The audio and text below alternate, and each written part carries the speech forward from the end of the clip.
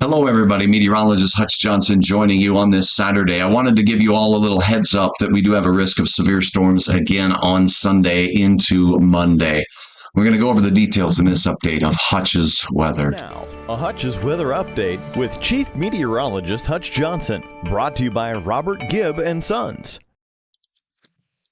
Thanks to all of you for your trust. A terrible, terrible night of weather across the region on Friday into Saturday, and we'll all continue to recover, pick up, and grieve from what's gone on. But we do have another risk of severe weather on Sunday. Here's the details on it. The yellow area here is where we have what's called a slight risk. It's a level 2 on a 5-level scale. Subtly different setup, but still afternoon heat, humidity will fuel some isolated severe storms, and all modes of severe weather will once again be possible. Let's review those real quick. Number one, let's take a look at that risk of tornadoes. In the brown area here, we have a 5% risk of tornadoes within 25 miles of a point is how this works. So a 5% risk, Fargo, Grand Forks, Fergus Falls, Park Rapids, Bemidji, Hibbing, International Falls, Roseau, War Road, Red Lakes area, as well as all the way down to the Morris, Benson region and the Brainerd Lakes area. Alexandria, you're included in that. That is surrounded by a 2% risk in the green, which includes all the way down into the Twin Cities.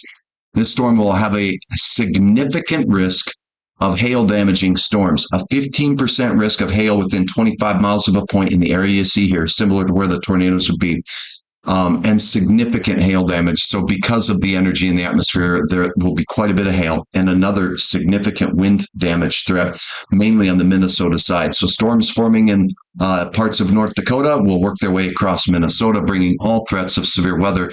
I'll give you a look at one model that shows some of the guidance on how this storm may evolve, but a little bit of change is expected as we go through the forecast period. So we'll go to that right now. So bear with me while I pull up the latest on the model forecast here. Here we go. So zoomed in to our particular area.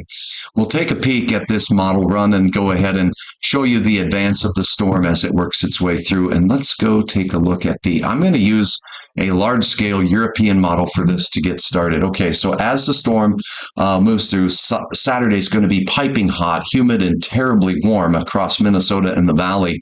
And then you'll see the low pressure system moving up here. This time frame is moving into Sunday about 1 in the afternoon. Low pressure center right in the Missouri River Valley of the Dakotas, moving north and east. There's a warm front here as storms fire along that warm front into northern Minnesota with this particular model run. What you see out west near Minot, Botno, those areas, that is not the severe event. It's mainly in Minnesota on this particular model. Now we can take a look at a higher resolution model that will give us a bit better idea of convective impacts of the storm, but I caution you that not any of these models do a perfect job every time of locating where a thunderstorm that's mainly 10 miles in diameter will form. So as we go into Sunday, here we go, midday, low pressure near Mobridge on this run, and here the storms fire up to the north of that in northwest Minnesota and move through. So not all of us will see severe weather, but it is possible. Make sure you keep up to date with the latest on hutchesweather.com. I'll do my best to keep you updated. Reporting from Minneapolis, St. Paul at the Back to the 50s car show, I'm meteorologist Hutch Johnson.